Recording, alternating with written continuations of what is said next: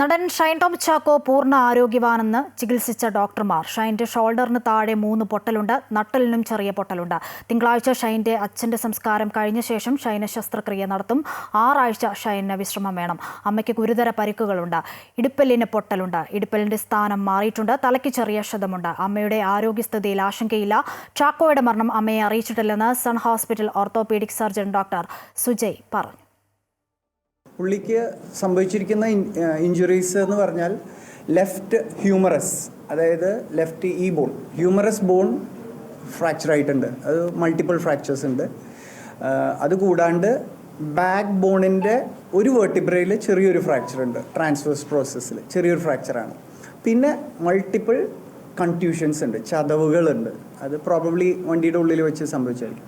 ഇന്നലെ വൈകുന്നേരം അതവിടെ അഡ്മിറ്റഡ് ആയിപ്പോൾ സ്റ്റേബിളായിരുന്നു. എല്ലാ വൈറ്റൽസും സ്റ്റേബിളാണ്. ഹെഡ് ഇഞ്ചുറിയുടെ ലക്ഷണങ്ങളോ ചെസ്റ്റ് ഇഞ്ചുറിയുടെ ലക്ഷണങ്ങളോ അബ്ഡോമിനൽ ഇഞ്ചുറിയുടെ ലക്ഷണങ്ങളോ ഒന്നും ഉണ്ടായിരുന്നില്ല. പ്ലാസ്റ്റർ സ്റ്റേബിളായിട്ട് തന്നെയാണ് ഇരിക്കുന്നത്. അത് കാരണം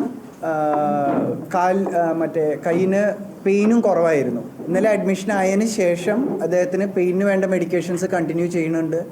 പിന്നെ സർജറിയുടെ കാര്യങ്ങൾ ഞങ്ങൾ ഡിസ്കസ് ചെയ്ത് വരുന്നുണ്ട്.